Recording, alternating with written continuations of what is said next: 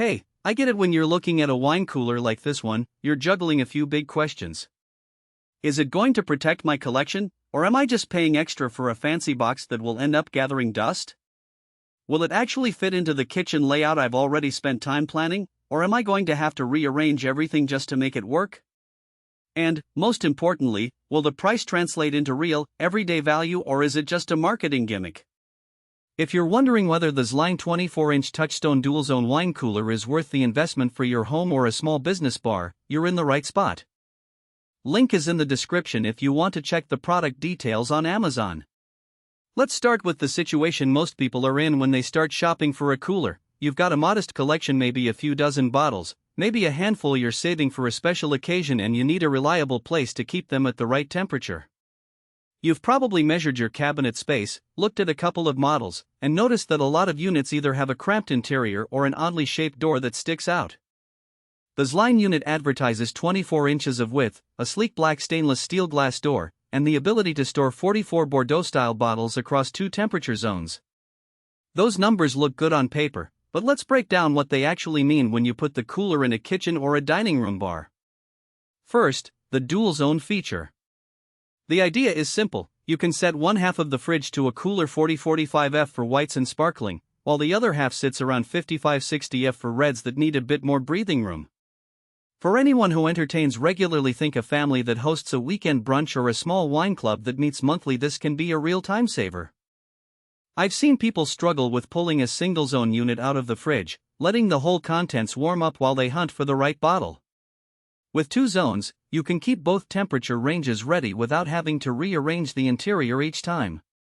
The downside is that each zone shares the same fan system, so the fastest chilling, the supercool mode, can cause a short period where both sides experience a slight temperature swing.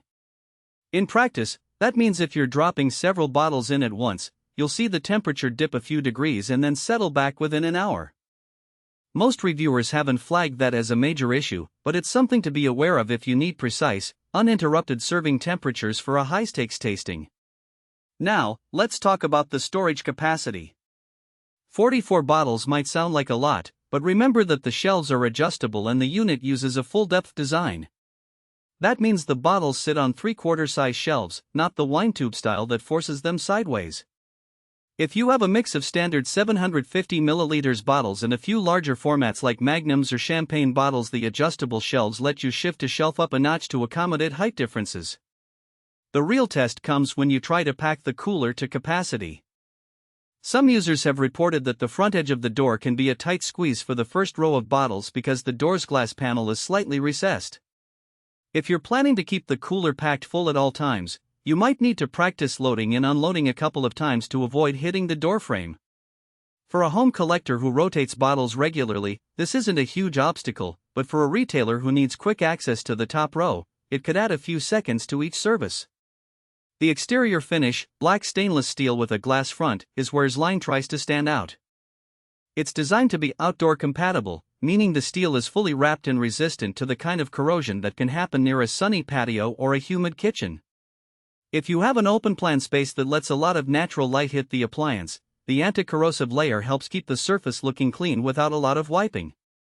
However, the glass door can show fingerprints and smudges more readily than a solid metal door. In a busy kitchen, you'll want to keep a microfiber cloth handy. The good news is that the glass is tempered, so it's less likely to crack if it gets knocked by a stray pot handle. The downside is that a few owners have mentioned that the door hinges feel a bit loose after a couple of months of frequent opening, requiring a slight adjustment. It's not a structural failure, just a little extra squeak that you may need to tighten with a screwdriver. One of the most practical concerns is the supercool mode.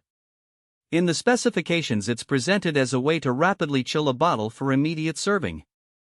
What happens is the fan ramps up, pulling colder air through the chamber for about 3,045 minutes. In a real-world scenario, say you're about to host a